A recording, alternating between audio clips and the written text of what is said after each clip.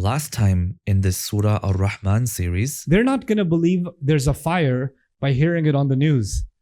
They're going to have to see the smoke or get close enough to feel the heat, and then they'll react. Right? So the distinction between our decision making and animal decision making is actually al-bayan. That's the difference. Ar-Rahman allama al-Quran. To help you follow along and reflect more deeply, we've created a companion workbook for this series. Download it at bayyina.com/Rahman. وَلِمَنْ خَافَ مَقَامَ رَبِّهِ جَنَّتَانِ فَبِأَيِّ آلَاءِ رَبِّكُمَا تُكَذِّبَانِ رب اشرح لي صدري ويسر لي أمري واحلل عقدة من لساني يفقه قولي فالحمد لله والصلاة والسلام على رسول الله وعلى آله وصحبه أجمعين. We left off at ayah number 46. We were discussing what it could mean that Allah mentions two Jannas. Here's a summary of some of the things that we find in our tafsir tradition that have been said. That we will have a guest house and a residence, meaning a house where you're private, you can be yourself. You don't have to make any accommodations for guests coming over and all of that. It's completely private. Like nowadays, you have a living area, and then you have your bedroom, right? And of course, your bedroom looks like no human being should see that, because then they'll never be able to see you the same way again. And then and your closet and all of that, and then you make the living room look like human beings live here, right? So, there's an entire residence that's just completely private and it's just yours. And then there's another place you have where you entertain guests and, all those kinds of things. It's also, I think, before we get into this, you should note that there are places in the Quran, especially in this series of surahs, where Allah will describe the social aspect of Jannah. People hanging out together, drinking together, having food together, talking to each other, reminiscing about the past, that sort of thing, right? This is not that surah. The Jannah that's described, or the Jannas that are described in this surah, are about your private experiences. They're not about the social experiences. Those are other places in the Quran. Okay? So you're going to see there's a lot of individual kind of private kinds of experiences that are going to be highlighted here. Okay. Some said this is a garden within the residence and a garden outside. Like, why would you have a garden within the residence? If you know really, really rich people, then they'll understand what this means. Okay, so because they'll have a gate to their estate, right? And you drive in through the gate, and there's this whole like wooded, tree-laden road thing that's winding, and there's like golf courses and all kinds of stuff going on both sides, and orchards and all this stuff. And then finally you make it to the mansion, and behind the mansion is the private garden. Where they sip their tea in the morning and yes, those people, that stuff. So there's the private garden, and then there's the larger, estate garden. So Jannatayn, some looked at it this way. Two residences to be able to enjoy variety. So what this means, by the way, we'll see that Allah will describe, both Jannas have trees, both Jannas have springs, both Jannas have this, both Jannas have that. So then you might feel like, okay, well, they're exactly the same. I have this Jannah, it's on top of a mountain. There's exactly the same mountain, is exactly the same house, exactly the same food. Why do I have to have two then? They're exactly the same, right? There's amounts to just one. What difference does it even make? But actually, pairs of things is more like the night and day, or the sun and the moon, or man and woman. Pairs of things have some things in common, but they have some really interesting differences between them, right? So you get to enjoy the best of two. And you love, human beings love variety. So they're in one place, they enjoy it for a little bit, then they go to this other place, they enjoy it for a little bit, they come back to this one place, they enjoy it for a little bit. Like, for example, myself and, my in-laws, they're in Denmark, right? So I live in Texas, and so I spend a lot of time with my in-laws too. So with my parents in Texas, and then with my in-laws in Denmark sometimes. And when I'm there, I love being there in the summer because I live in Texas. So, so just get out of there and be there. And then winter there is really depressing because it's like 4 hours of day and then, 27 hours of night. Like it's really bad and really dark, right? So you just want to get out of there in the winter. You don't want to be there. Unless, of course, it's Ramadan in the winter, then I really want to be there.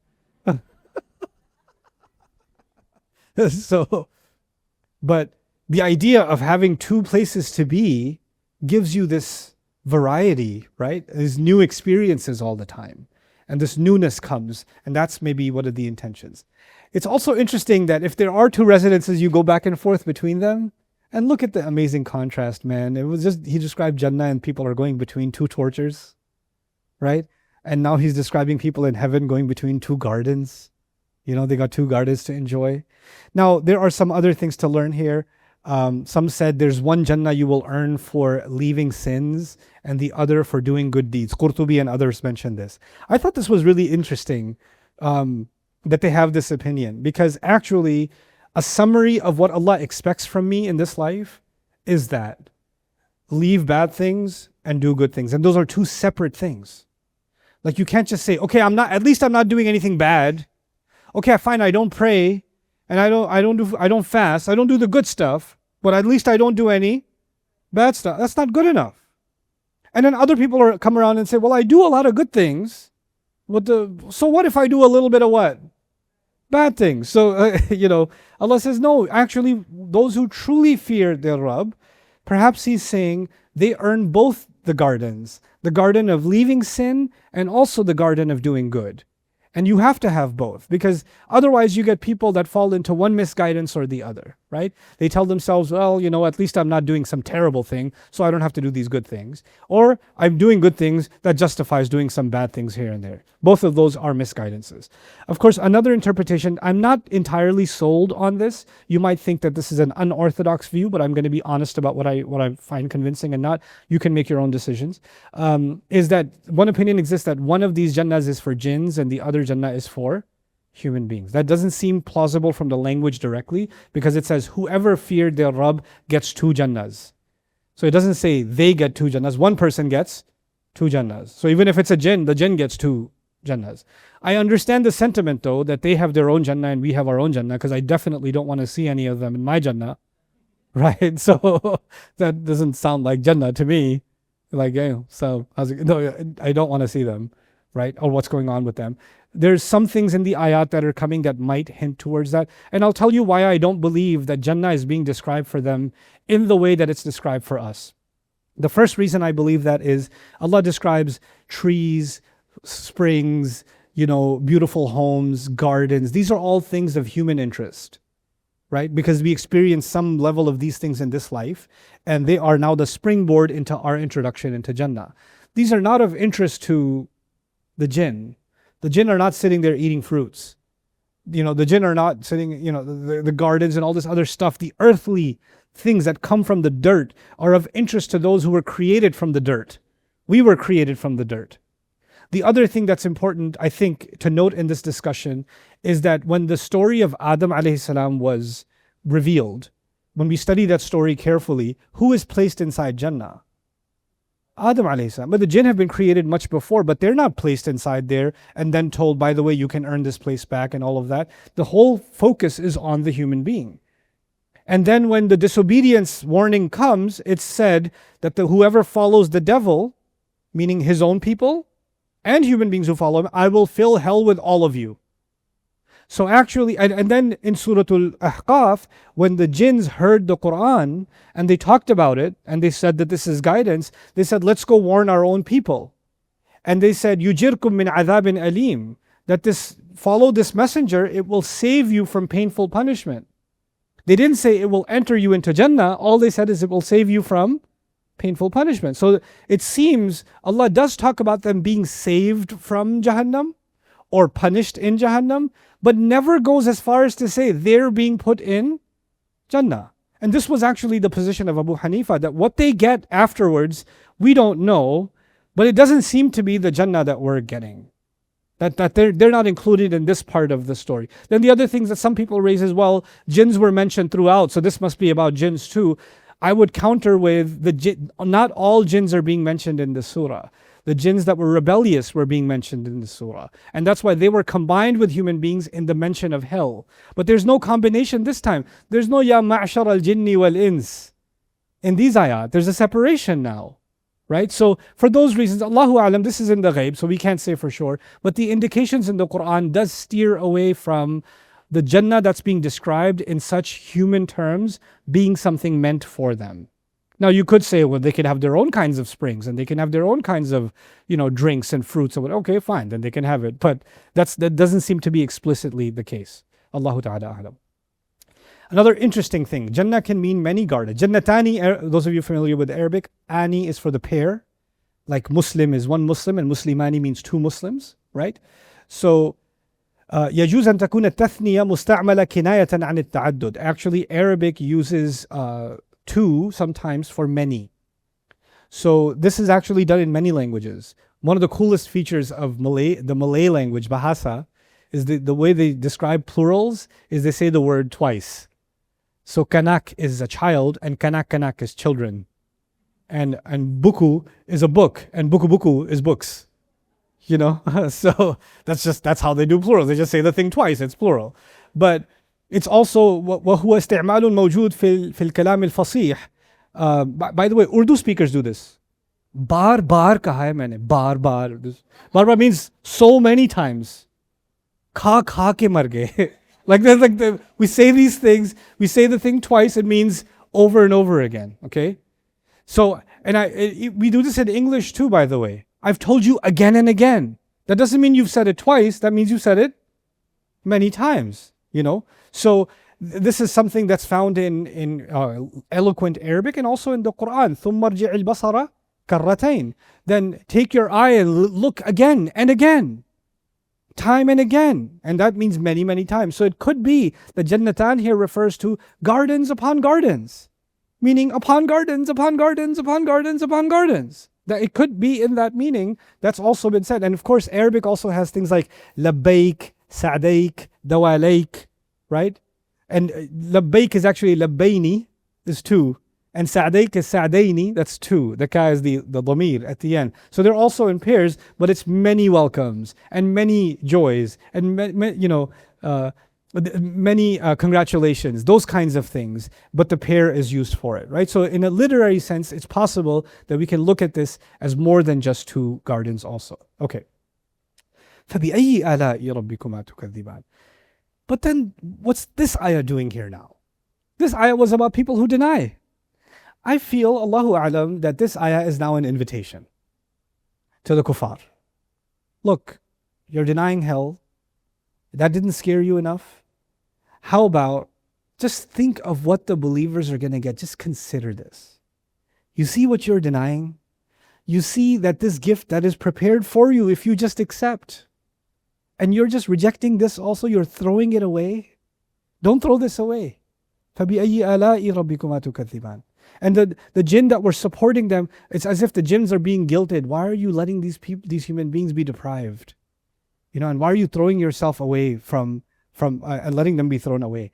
Now, now we're inside Jannah. Our tour has begun. The two gardens.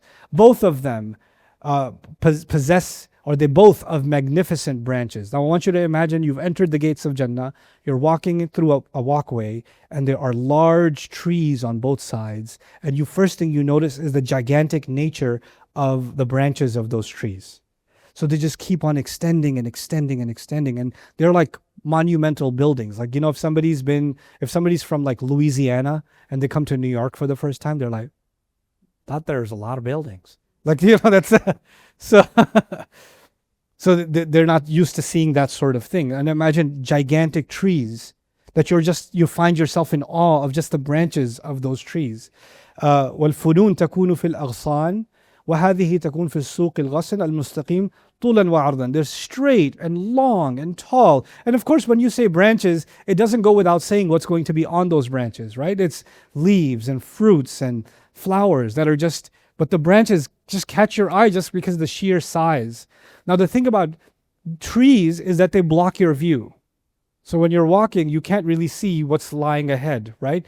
So as you walk, فَبِأَيِّ آلَاءِ رَبِّكُمَا تُكَذِّبَانِ. By the way, if a tree is really large and you see fruits all the way up there, can you reach them? No, but you notice, what kind of fruit is that? Wow, apples. Looks like apples. Looks like this. And you start noticing different kinds of colors and fruits as you're walking. And then he says, فِيهِمَا عَيْنَانِ تَجْرِيَانِ. In it, there are two springs that are flowing. And perhaps as you're walking, you reach the edge, you reach some kind of a picnic area, an opening, and you see two water springs flowing, right? Two waterfalls falling in front. And some say that this is, like Qurtubi, other Mufassirun also said that this might be referring to the two springs Allah mentions other places in the Quran.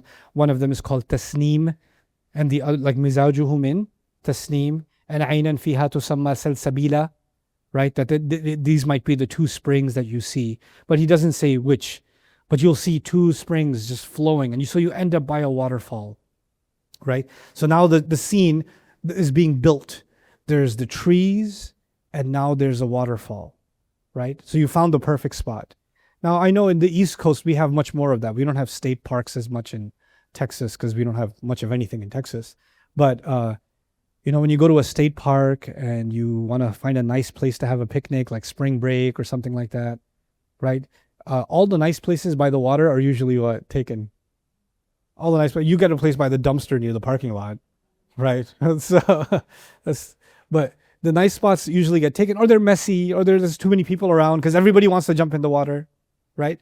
So, but you are now in your own private garden, and you walk through these laden trees, and you end up in this perfect spot to set up for a picnic, and the waterfalls are there, the trees are there. And so he says, مثل الدنيا أضعافا مضاعفة بالزيادة والكرامة على أهل الجنة. This pair thing, that it could be many, can also apply here. That they get there and they see waterfalls on top of waterfalls on top of waterfalls on top of waterfalls. Like some RPG video games have these fantasy worlds where like there's multiple waterfalls and this palatial thing and all that stuff. Like imagine that sort of thing where you just see a scene of just incredible, breathtaking beauty of multiple waterfalls in front of you. فَبِأَيِّ آلَاءِ رَبِّكُمَا تُكَذِّبَانِ. The disbelievers are being enticed into accepting the message of truth now that they see what awaits the believers, right? So now this فَبِأَيِّ آلَاء has taken a new flavor. The other thing about فَبِأَيِّ آلَاء is, okay, believers are not in denial, of course. But the ayah still wants us to become grateful. فَبِأَيِّ آلَاء, the ayah it calls on us to become grateful and to be in awe of Allah's wonders. The believers at the time of the Prophet ﷺ were being tortured, right? And now they're equating those tortures with walking through these gardens and seeing this waterfall. And now when they step out of this scene, the next time they're tortured because of their loyalty to Allah, they just see that as building their real estate development in Jannah, right? So they're grateful now for the difficulty. It's actually, they become grateful for the challenge. There's people that do Islamic work and they volunteer, they help out, and they're like, yeah, I tried to do that, but there was so much negativity and nobody appreciated it. And in fact, it even turned on me. So I don't want to waste my time with that stuff anymore. Yeah, but you're doing it for the wrong motivation. Like the fact that it got difficult, the fact that nobody appreciated you, the fact that, even backfired, all of that stuff, worth it. Actually, we should be grateful that it was hard, because the harder it gets, the more rewarding. The more rewarding it gets. Like maybe a new tree gets added to the walkway every time it gets harder. A new waterfall gets added. A new flavor in Jannah gets added. In fact, in Surah Al-Baqarah, when Suhaib Saeed and I, my colleague, we were discussing the ayah about كُلَّمَا رُزِقُوا مِنْهَا مِنْ ثَمَرَةِ الرِّزْقَ. Every time they're given a fruit in Jannah, every time they're given a fruit and they taste it, you know what the first thing they say is, هَذَا الَّذِي رُزِقْنَا مِنْ قَبْلِ. This is what we were given before. You guys familiar? They're given a fruit, and what do they say? This is what we were given before. Well, you know what one of its meanings is? They bite into that fruit and they're like, this is that salah on that day when I was sleepy. Like, this is what I was given before. They bite into this other fruit. Oh, this is that time that guy cursed me and I was just trying to tell him about Allah. This is that one time my mom said really horrible things and I didn't say anything back. Like every time they taste the fruit, it connects to something of a good deed that was given to them as rizq in this dunya. Not just a fruit in this dunya, but actually every one of those things is a trigger for something that they earned in this life, subhanAllah. You relive those good deeds, right? وَأُتُوا بِهِ مُتَشَابِهًا. So فِيهِمَا مِن كُلِّ فَاكِهَةٍ زَوْجًا. Now we've got the water, we've got the high branches. Notice now you're by the edge, so you're not walking anymore. So you're just taking in the scene, and you notice that you have all kinds of fruits. Min kulli fakihatin, all kinds of fruits, and all kinds of fruits have pairs of them.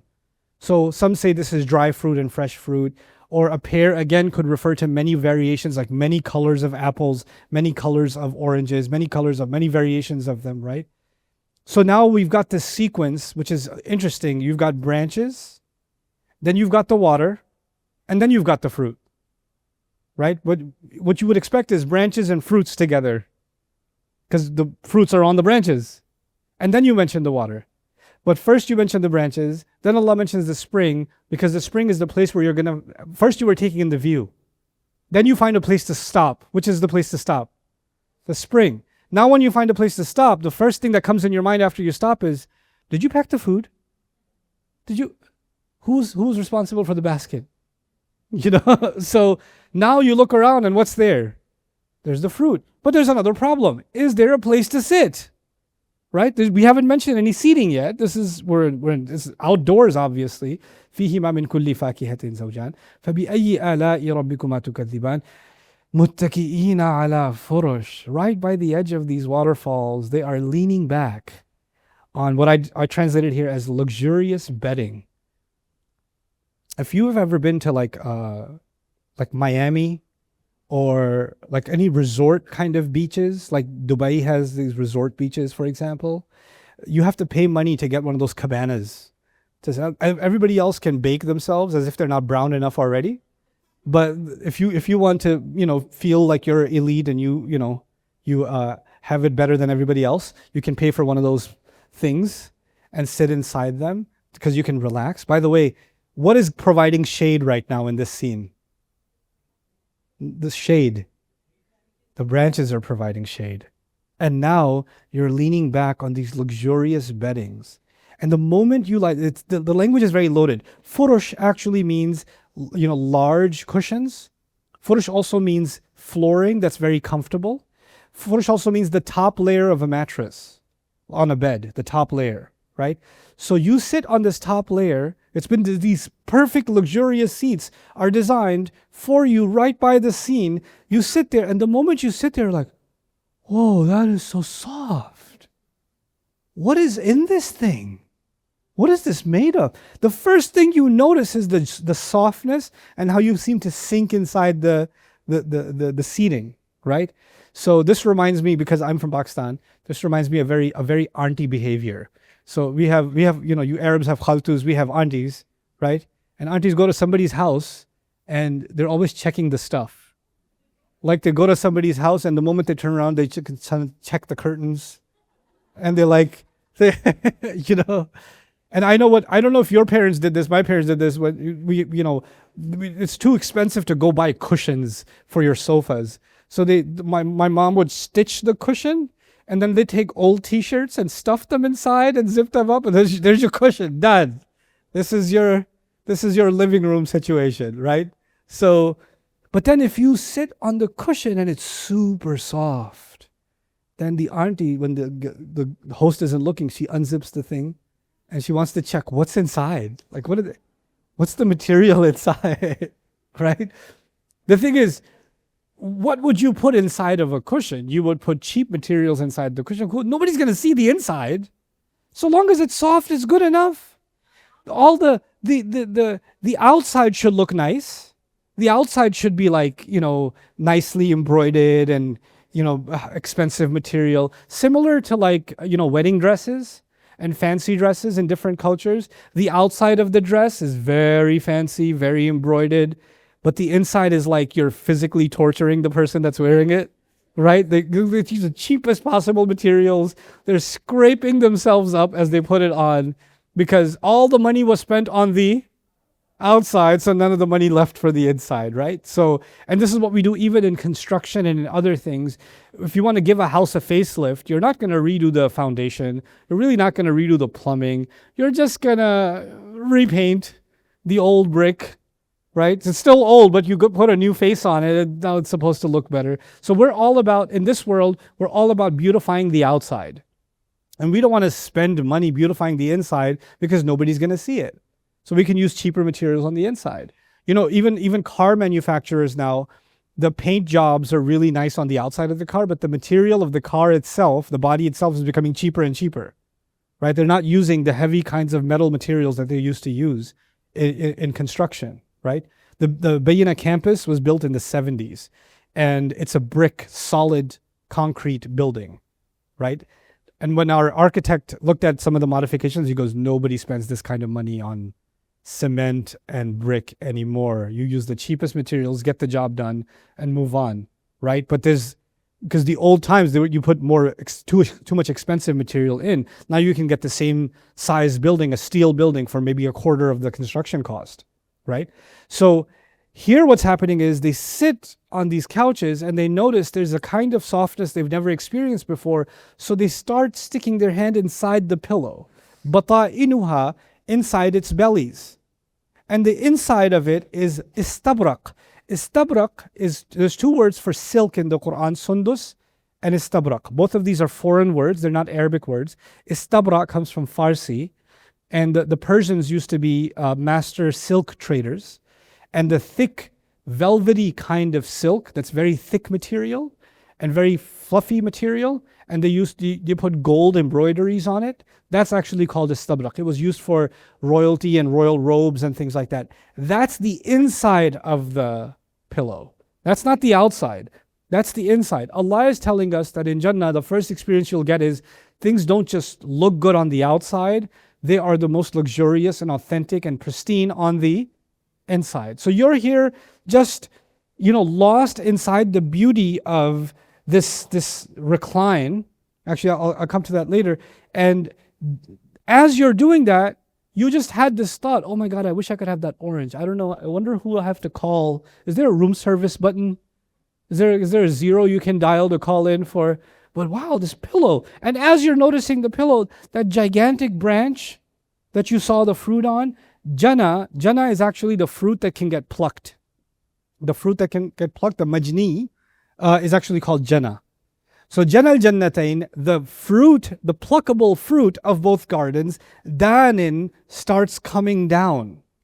So you didn't have to get up from this couch. You're just chilling, sticking your hand inside a pillow, feeling the silk, going, that's nice. And the fruit is coming down to you. And the words of Jannatayn, notice the Jannatayn is the dual here. That actually means as you walked in, you saw many trees, many different fruits, and you're all the way by the water now. But your eye was on one of those fruits back there. That's like 2 miles back, right? But what happens to that branch? It actually extends all the way from wherever you saw it and comes to you. You don't have to get up.